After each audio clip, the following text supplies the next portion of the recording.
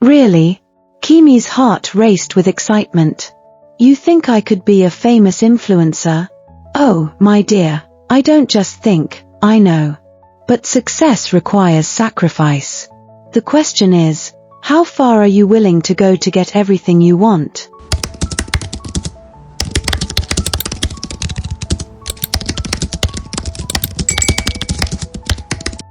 In the bustling heart of Lagos, where the old meets the new and dreams dance with reality, there lived a young woman named Kimi. She was not like other girls in her neighborhood of Sarulere. While they focused on their studies or learned their mother's trades, Kimi's eyes were always glued to her phone screen, watching the glamorous lives of influencers unfold before her. "Mama, look at this girl," Kimi would exclaim, showing her mother, Mama Sade, videos of young women unboxing expensive gifts, posing beside luxury cars, and living in mansions that seemed to touch the sky. "She has everything I want, a pink G-Wagon, designer bags, and millions of followers who love her." Mama Sade, a woman weathered by years of selling fabric in Balagan Market, would shake her head. "My daughter, the tortoise once saw the birds flying and wished he could soar too. But when he tried to fly, he fell so hard that his shell cracked into 1,000 pieces. That is why tortoises carry their broken shells to this day." But Kimi would wave her hand dismissively. "Mama, you don't understand. This is the modern world. I don't want to end up like you, struggling every day. I want to be somebody. I want to be famous." Kimi's obsession grew stronger each day. She would spend hours practicing poses in front of her cracked mirror, imagining herself in designer clothes, living the life she saw on social media. She dreamed of having her own pink G-Wagon, the ultimate symbol of success for a young Nigerian influencer. She dreamed of opening PR packages filled with expensive makeup, clothes, and gadgets. Most of all, she dreamed of having a 6-figure bank account that would make all her problems disappear.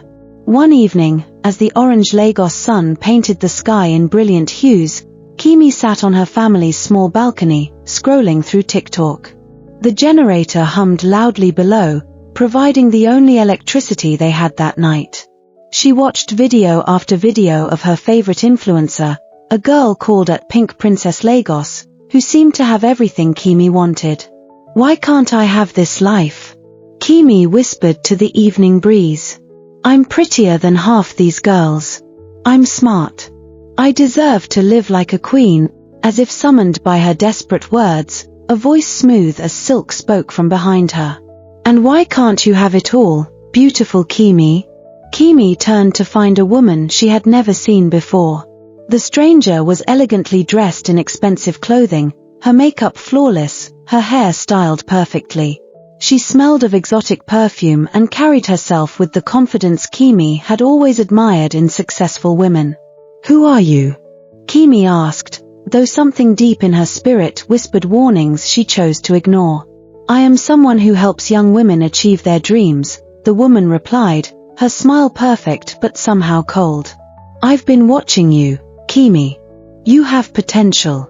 You have the hunger for success that most people lack." "Really?" Kimi's heart raced with excitement. "You think I could be a famous influencer?" "Oh, my dear, I don't just think, I know. But success requires sacrifice. The question is, how far are you willing to go to get everything you want?" As the night deepened and the stranger spoke of shortcuts to fame and fortune, Kimi felt as if she were under a spell. The woman's words painted pictures of a life so beautiful, so perfect, that Kimi could almost taste the sweetness of success. "There is a way," the woman said, her voice now barely above a whisper. "But it requires you to make a choice that will change everything." Weeks passed after the mysterious woman's visit, and Kimi found herself making decisions that would have shocked her former self. She began going to expensive clubs in Victoria Island, using her beauty to gain access to a world she had only seen on social media. She told her mother she was studying with friends, but instead, she was learning the art of seduction and manipulation. It was at one of these clubs that she met Tunde, a wealthy businessman who showered her with attention and gifts. He was older, married, and had no intention of staying faithful to his wife. For Kimi, he represented everything she thought she wanted: wealth, status, and access to the high life. "You're different from other girls," Tunde told her one night as they sat in his expensive car overlooking the lagoon. "You understand what you want, and you're not afraid to go after it." Kimi smiled, feeling sophisticated and worldly. She had started posting photos of herself in expensive locations, wearing clothes Tunde had bought her, and slowly building a following on social media. The likes and comments fed her ego like a drug. But karma, as the elders say, is like a shadow. It follows you everywhere, and sometimes it grows longer than you expect. 3 months later, Kimi discovered she was pregnant. The news hit her like a thunderbolt. She sat in the small bathroom of her family's apartment, staring at the pregnancy test, feeling her carefully constructed world begin to crumble. When she told Tunde, he laughed coldly. "That's not my problem," he said, counting out some money and throwing it at her. "Handle it however you want, but don't contact me again." Kimi felt like the ground had opened up beneath her feet. Her dreams of becoming an influencer seemed to be slipping away. How could she build a glamorous online presence while dealing with a pregnancy and a baby? Alone and desperate, Kimi remembered the mysterious woman's words about sacrifice. As if summoned by her desperation, the woman appeared again, this time in Kimi's bedroom in the middle of the night. "Struggling with your new situation?" the woman asked, her perfect smile never wavering. "I can't have a baby now," Kimi whispered, tears streaming down her face. "It will ruin everything. I'll never become somebody. I'll end up like my mother, poor and forgotten." "There is another way," the woman said, her voice like honey mixed with poison. "There are people who would pay very well for what you're carrying. Rich couples who cannot have children of their own. You could solve your problem and get the money you need to start your influencer career." "You mean?" Kimi couldn't finish the sentence. "I mean you could give birth and sell the child. One simple transaction, and you'll have enough money to buy that pink G-Wagon you've always wanted. You could move to a nice apartment, buy expensive clothes, and start living the life you deserve." The suggestion was so shocking that Kimi's moral compass should have pointed her away immediately. But greed had already corrupted her judgment, and desperation had made her willing to consider the unthinkable. "How much?" she heard herself asking. "Enough to make all your dreams come true," the woman replied. 9 months later, in a private clinic in Lekki, Kimi gave birth to a beautiful baby girl. The child had her mother's eyes and her father's strong features. For a moment, as the baby was placed in her arms, Kimi felt a love so pure and powerful that it took her breath away. "She's perfect," whispered the nurse, smiling at the tender scene. But Kimi's heart had been hardened by months of justification and rationalization. She had convinced herself that she was doing the right thing, that the baby would have a better life with rich parents who could provide for her properly. The mysterious woman appeared the next day with a couple from Europe. They had been trying to have children for years and were willing to pay any amount for a healthy baby. The transaction was swift and efficient. Papers were signed, money was transferred, and Kimi's daughter was gone. As Kimi held the bank transfer confirmation showing 6 figures in her account, she felt empty instead of triumphant. But she pushed the feeling aside. She had what she wanted, the money to start her new life. With her newfound wealth, Kimi transformed herself completely. She moved to a luxury apartment in Ikoyi, bought expensive clothes, and finally purchased the pink G-Wagon she had dreamed of for so long. The car was everything she had imagined, beautiful, powerful, and guaranteed to turn heads wherever she went. She hired a professional photographer and began creating content for social media.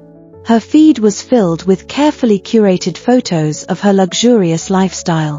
She posted pictures of herself unboxing designer items, posing beside her pink car, and living the influencer life she had always wanted.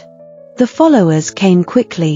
Within months, she had hundreds of thousands of people watching her every move. Brands began reaching out, wanting to collaborate with her. PR packages arrived daily, filled with expensive makeup, clothes, and gadgets. "Look at me now, Mama," she said to herself as she counted her growing follower count. "I told you I would be somebody." But Mama Sade, who had tried to visit her successful daughter, was turned away at the gate of Kimi's new compound. "Tell her I'm busy," Kimi had instructed the security guard. "I'm building my brand." Success, Kimi learned, was not the same as happiness. Despite having everything she thought she wanted, she found herself waking up each night in cold sweats, dreaming of the baby she had sold. In her dreams, she could hear her daughter crying, calling for her mother who had abandoned her for money and fame. During the day, she would push these thoughts away by staying busy. She attended every high-profile event, posted constantly on social media, and surrounded herself with people who only cared about her wealth and status. But at night, when the cameras were off and the crowd was gone, the guilt would creep in like floodwater. "You're living your dream," she would tell herself, standing in front of the mirror in her expensive apartment. "You have everything you wanted." But her reflection seemed to mock her with empty eyes and a smile that never reached her heart. The mysterious woman appeared less frequently now, but when she did, she would smile knowingly. Having second thoughts, she would ask, "No," Kimi would lie. "I'm exactly where I want to be." 1 year after selling her baby, strange things began to happen. Kimi's pink G-Wagon, which she had maintained perfectly, began to develop mysterious problems. The engine would stall at traffic lights, the air conditioning would fail during the hottest days, and the car would sometimes refuse to start altogether. "It's like the car is cursed," complained the mechanic after his third failed attempt to fix the recurring issues. "I've never seen anything like it." Kimi dismissed his concerns, but privately, she began to worry. Her followers on social media started to notice that she looked tired in her posts. The comment section, once filled with praise and admiration, began to include questions about her health and well-being.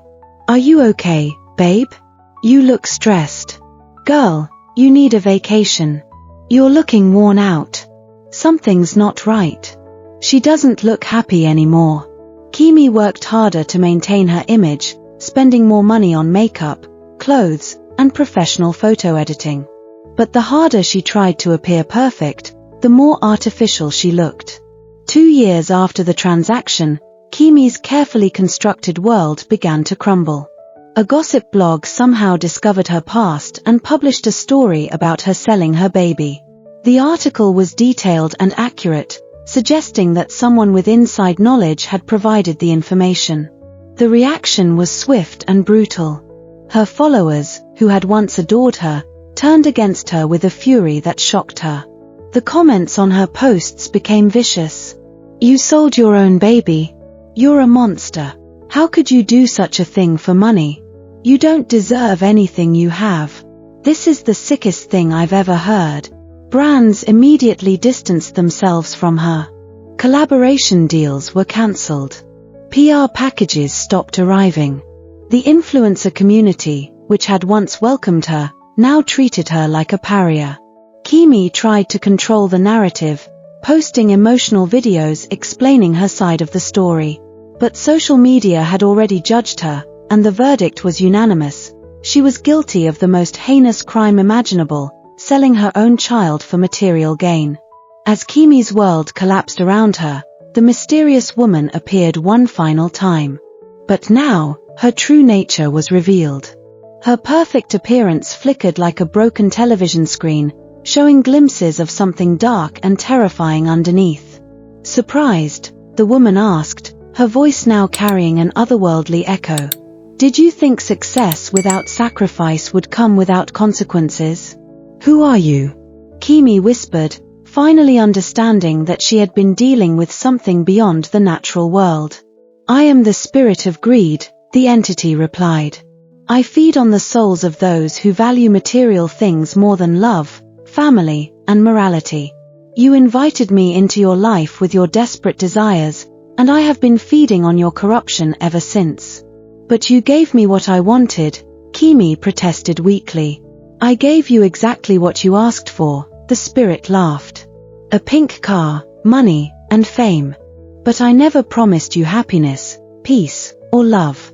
Those things cannot be bought, they can only be earned through kindness, sacrifice for others, and doing what is right." The spirit's revelation was just the beginning of Kimi's punishment.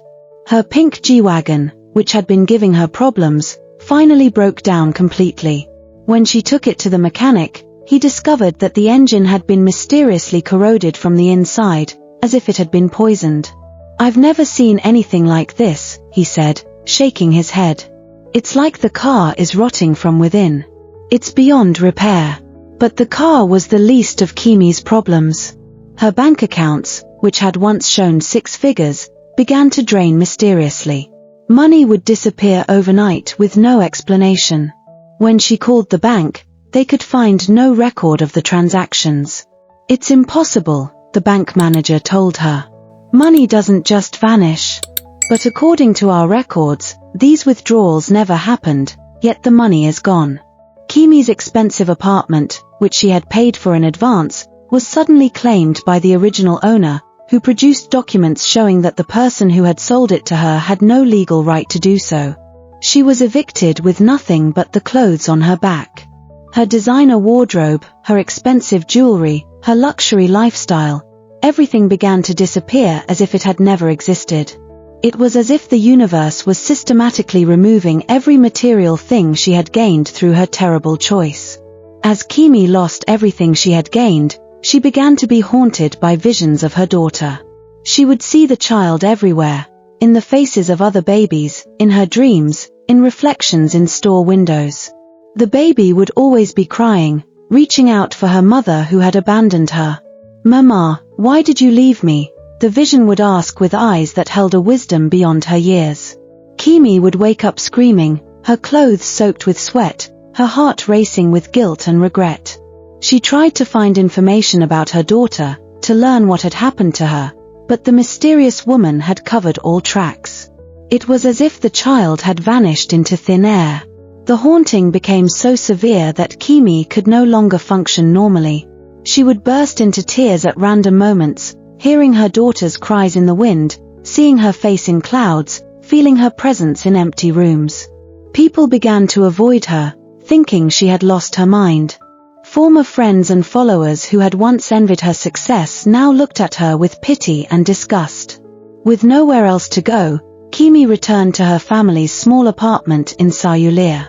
She had lost everything: her money, her car, her apartment, her fame, and most importantly, her daughter. She was now worse off than when she had started, carrying the additional burden of guilt and shame. Mama Sade opened the door to find her daughter standing there, looking like a ghost of her former self. Kimi's once beautiful face was gaunt and hollow, her eyes empty of the fire that had once burned so brightly. "Mama," Kimi whispered, falling to her knees. "I'm sorry. I'm so sorry." Mama Sade, despite her daughter's betrayal and abandonment, opened her arms and held her child. "I told you about the tortoise," she said softly. But even with his broken shell, he learned to carry his burden and find peace. "There is always a way back to goodness, my daughter, but the path is not easy." Kimi sobbed in her mother's arms, feeling human touch and genuine love for the first time in years. She told her mother everything, about the mysterious woman, about selling her baby, about the rise and fall of her influencer career. Mama Sade listened without judgment, her heart breaking for both her daughter and the granddaughter she would never meet. Determined to make amends for her terrible mistake, Kimi began searching for her daughter. She hired private investigators, contacted adoption agencies, and reached out to anyone who might have information about the transaction. But every lead turned into a dead end. The private clinic where she had given birth had mysteriously closed down, with no records of her stay. The lawyer who had handled the adoption had vanished, leaving no trace. The European couple who had taken her daughter seemed to have never existed. "It's like they were ghosts," one investigator told her. "I've never seen anything like it. Usually, there's always a paper trail, some kind of record. But in this case, it's as if the entire transaction was wiped from existence. Kimi began to understand that her dealings with the spirit of greed had consequences beyond the natural world. The spirit had not only taken her soul but had also made sure that her redemption would be nearly impossible. But Kimi refused to give up. She began volunteering at orphanages, caring for abandoned children as a way to honor the daughter she had lost. She worked with organizations that helped young mothers in difficult situations, trying to prevent other women from making the same mistake she had made. As Kimi tried to rebuild her life and find redemption, she discovered that karma's punishment went deeper than she had imagined. The guilt and shame she carried began to manifest in physical ways. She would wake up with mysterious bruises on her body, as if she had been fighting invisible opponents in her sleep. Her hair, once her pride and joy, began to fall out in clumps. Her skin, which had once been smooth and beautiful, became rough and scarred. It was as if her body was reflecting the ugliness of her soul. Doctors could find no medical explanation for her condition. It's like her body is attacking itself, one specialist told Mama Sade. I've never seen anything like it. The damage seems to be coming from within. But the physical changes were nothing compared to the emotional torment. Kimi could no longer enjoy simple pleasures. Food tasted like ash, music sounded like noise, and even her mother's love felt tainted by her own guilt. She would often stand in front of mirrors, seeing not her own reflection but the faces of all the people she had hurt in her quest for fame and fortune.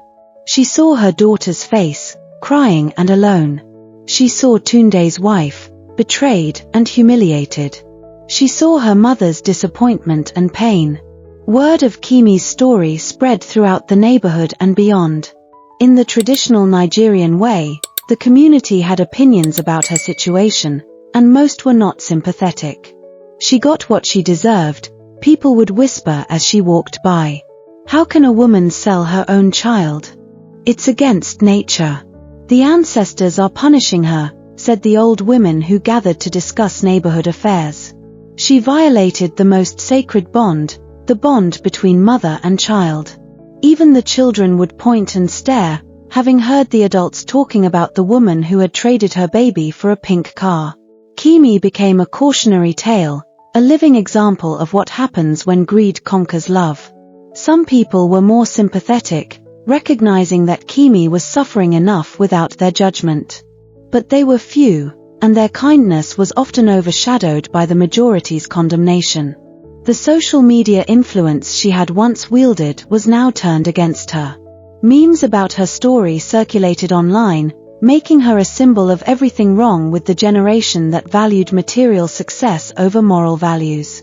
After 3 years of suffering, Mama Sade decided that her daughter needed help beyond what medical doctors could provide.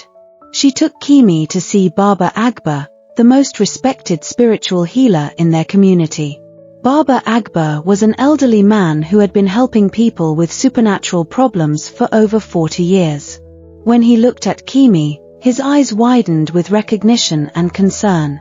This child has been touched by something very dark, he told Mama Sade. The spirit that has been feeding on her soul is not easily defeated. It has grown strong from her corruption. Baba Agba began a series of spiritual cleansing rituals, but each one seemed to make Kimi's condition worse. The spirit of greed was fighting back, unwilling to release its hold on her soul. The spirit made a bargain with her, Baba Agba explained. She willingly gave up her most precious possession, her child, for material gain. Such a transaction cannot be easily undone. Is there no hope? Mama Sade asked, tears streaming down her face. There is always hope, Baba Agba replied. But the price of redemption is often higher than the price of the original sin.